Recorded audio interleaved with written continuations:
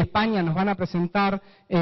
unos casos interesantes y se va a poder profundizar sobre ellos. Y luego pasamos a tener un panorama regional, considerando algunos indicadores. No es posible, digamos, realmente considerar todos los indicadores que uno quisiera por un tema de tiempo, y una de las cosas que muchas veces queda fuera cuando uno habla de indicadores es que, o cuando habla del panorama regional sobre ciencia y tecnología, habla de indicadores, de macroindicadores, de repente puede entrar a un nivel un poco más micro, y creo que en este sentido es importante entrar a nivel más micro, pero también el tema de cuál es la situación de las políticas y los mecanismos de incentivos que hoy por hoy hay en la región, y después pasamos a algunas conclusiones. Esperamos tener tiempo para poder abarcar todos los temas. Bueno, el primero de los conceptos fundamentales, y creo que es una cosa que por más que la sabremos bien, no está de más nunca recordarla, y es la idea de multidimensionalidad del desarrollo, es decir, no hay que considerar una sola variable o un solo elemento, sino que justamente se trata de un conjunto de elementos que tienen que moverse en la misma dirección, que deben avanzar justamente en la conformación de sociedades que son más justas y más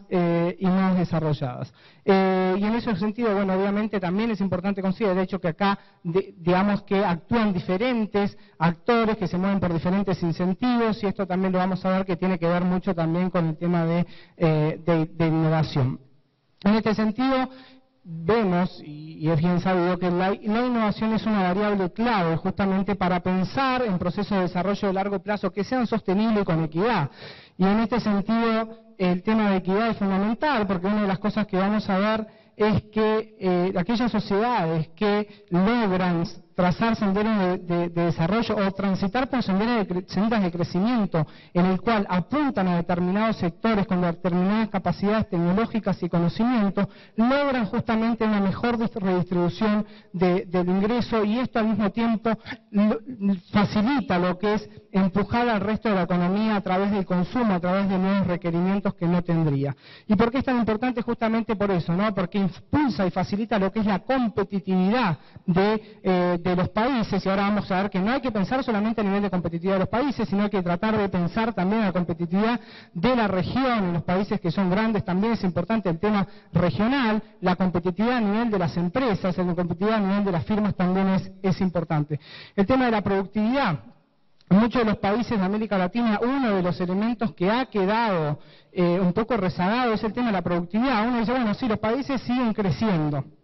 Y es cierto, en los últimos 5 o 6 años los países de América Latina han tenido un crecimiento explosivo en comparación a los otros países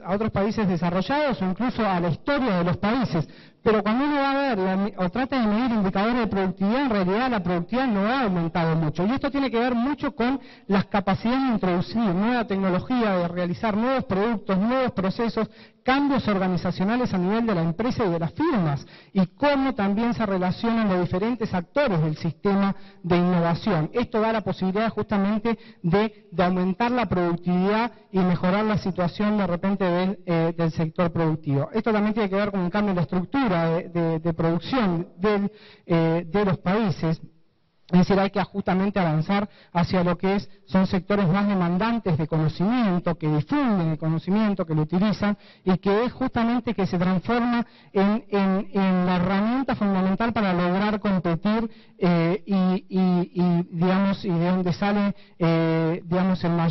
mayor beneficio. Y después el tema del capital humano es fundamental también, el tema en cuanto al tema del capital humano, porque la innovación justamente genera demanda de conocimiento, y esto a su vez facilita lo que es el desarrollo del capital humano, y el tema de distribución del ingreso, como dijimos. Y otra de las cosas a las cuales se refería la rectora de la Universidad Tecnológica recién, era justamente que la innovación hoy por hoy es un tema que está prácticamente en la agenda económica de todos los países, y eso yo creo que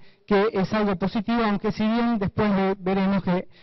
pasa más por un tema de agenda, que después cuando no está tan aterrizado en muchos casos. En cuanto a algunos de los conceptos relacionados con la innovación, y es importante considerarlos, porque esto en definitiva plantea después la necesidad de tener políticas activas para impulsar la innovación, es que justamente se trata de un fenómeno altamente complejo, hay grandes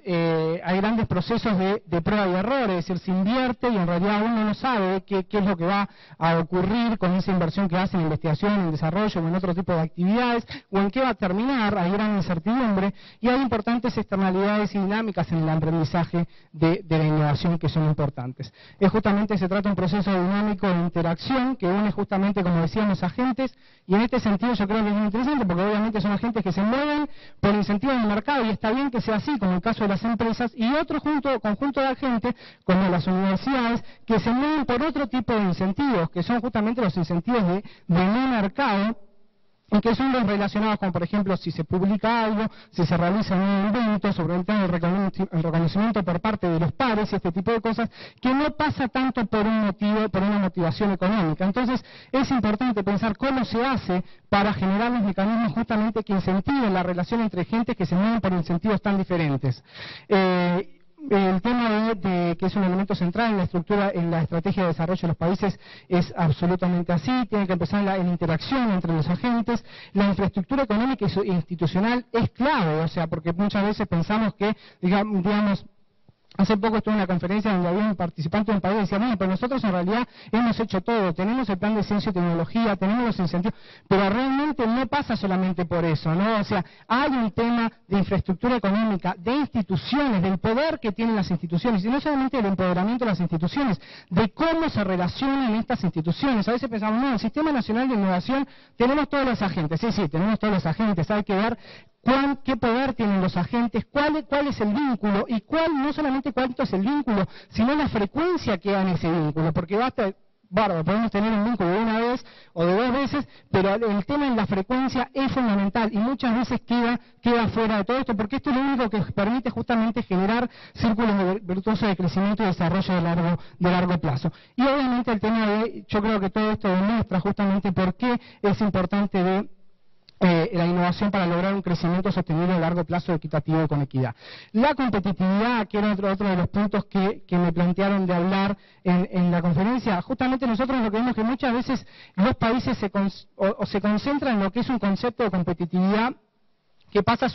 únicamente por la posibilidad de competir o de introducir nuevos productos o servicios en el mercado internacional. Desde ese punto de vista nosotros tenemos otra concepción de la competitividad, una competitividad sistémica, una competitividad que se tiene que dar a nivel de la firma, a nivel de la industria, de la región, del país, en el ámbito económico y social. ¿Y esto qué quiere decir? Que no pasa solamente por introducir más productos en el mercado internacional, sino que hay que ver cómo esos productos se producen, hay que tratar de entrar al interior de las firmas, cómo las firmas se relacionan con el resto de la sociedad civil, cómo las firmas se relacionan con las universidades, qué tipo de desbordes o de spillovers se generan justamente en estos sistemas productivos.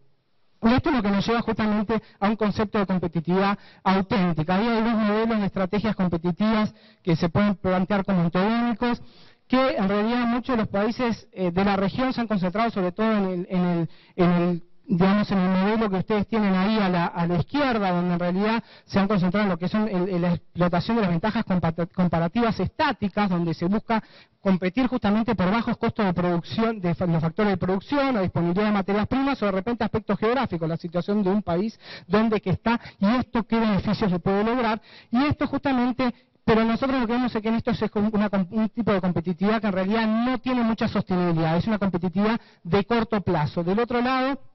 hay que justamente ir avanzando hacia lo que es la explotación de las ventajas competitivas dinámicas, es decir, buscar las ventajas donde en las tecnologías, en la incorporación de equipos de conocimiento, de desarrollo de nuevo conocimiento, en el cambio estructural, en la diversificación y en las capacidades justamente innovadoras de las economías, y esto nos llevaría justamente a un concepto de competitividad auténtica, que sea sostenible y de largo plazo y que tiene relación con un desarrollo de largo plazo. Como decíamos, justamente la competitividad depende no solo de la estructura de incentivos, sino también de las instituciones y relaciones entre los agentes.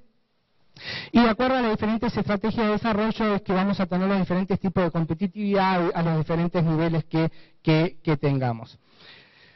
Como lo corolario de la evidencia teórica y empírica dentro de las cosas que surgen es que, para que los procesos de desarrollo sean sostenibles justamente en el largo plazo, digamos, estos procesos se dan en contextos que son caracterizados por un conjunto de instituciones públicas y privadas que a su vez moldean las trayectorias de desarrollo, digamos. Ellas son moldeadas, pero a la vez determinan las trayectorias de desarrollo de los países. Hay condiciones institucionales que son fundamentales y otro de los conceptos que hay que considerar es que se trata de un fenómeno colectivo, donde es importante analizar diversidad de instituciones, el tema de las culturas de los actores que están en el proceso y por lo tanto es importante considerar universidades, institutos de investigación, agentes económicos, órganos, quienes se ocupan de la formulación, del diseño y la implementación de la política, las agencias reguladoras y de fomento, entre muchos otros. Esto yo creo que lo vamos a pasar por un tema de tiempo. Una de las cosas sí que vemos es que es fundamental una mayor integración de los intereses políticos, académicos e industriales en la conducción, gestión y regulación de la innovación. Por lo general, quien se ocupa del tema de innovación no es un ministerio, en particular el Ministerio de Industria, lo que sea, o una Secretaría Nacional de Ciencia y Tecnología, o un ministerio en el caso que lo haya, o un consejo, o un viceministerio en algunos otros países. Pero lo que sí falta es un tema justamente de coordinación de las diferentes instituciones que tienen que participar. Es decir, hoy por hoy es impensable pensar en una estrategia de innovación que no considere desde el momento de la concepción de las políticas o de los lineamientos quiénes son, justamente a las agencias de gobierno, porque obviamente no tienen un peso importante en lo que es el financiamiento, ahora vamos a ver, a las universidades, al sector productivo. Y en este sentido yo creo que hay algunos ejemplos interesantes de algunos instrumentos que se están implementando en algunos de los países de la región, como en el caso de Brasil con los fondos sectoriales, que justamente en el momento de la concepción de los mismos fondos es que están participando muchos actores y no solamente uno. Y esto justamente nos lleva a la noción de lo que es un sistema nacional de innovación, donde tenemos la articulación entre diferentes actores y digamos, cómo van a determinar, digamos, porque eso es lo que en definitiva determina la generación, la adaptación, la adquisición y la difusión del conocimiento en las actividades productivas. Dentro de las principales funciones de los actores del Sistema Nacional de Innovación, en lo que es la generación, difusión y el uso del conocimiento, básicamente tenemos estos cuatro actores. Obviamente esto es digamos una versión bastante resumida de lo que es la realidad de un sistema nacional de innovación, pero justamente por un lado tenemos los actores gubernamentales, donde la función principal o donde están actuando es en el lado del financiamiento, los centros de investigación, y ahí justamente los tenemos en lo que es la generación del conocimiento científico y tecnológico, sobre todo en lo que es investigación aplicada y en la difusión, y son importantes en lo que es la difusión del conocimiento científico y tecnológico, los institutos de educación superior, las universidades, y digamos, acá se ve claramente el rol fundamental que tienen las universidades porque están actuando en lo que es formación de recursos humanos para la creación de capacidad de ciencia y tecnología y también justamente en la generación de conocimiento en las dos partes, ¿no? Sobre todo lo que vemos en las universidades hoy por hoy es que hay sobre todo una concentración en lo que es investigación básica y no tanto en investigación aplicada y también en el tema de difusión del conocimiento científico y tecnológico. Por otro lado, los actores del mercado, como pueden ser las empresas, pueden estar actuando en lo que es financiamiento y también en investigación aplicada e innovación. Y una cosa interesante es que tanto, digamos, los centros de investigación como los institutos superiores y los actores del mercado de las empresas se pueden complementar perfectamente en lo que son las actividades o cuánto pueden ganar uno u otro desde el punto de vista del relacionamiento en los diferentes actores. De respecto al panorama regional para entender las capacidades de innovar del país. Acá lo que vamos a hacer, vamos a ver algunos indicadores, esto es más que conocido, pero bueno, no por eso está de más recordarlo, que es justamente que América Latina mantiene bajos niveles de inversión en investigación y desarrollo. Ahí tenemos a América Latina en naranja para los años 2000, 2004 y 2008, Brasil es el país que todos saben que hoy por hoy invierte más en investigación y desarrollo, pero una de las cosas también interesantes, aparte de que la región invierte aproximadamente hoy por hoy un 0,5, un 0,6 en investigación y desarrollo, bastante por debajo de otros países, es que en realidad uno mira y en realidad parecería ser como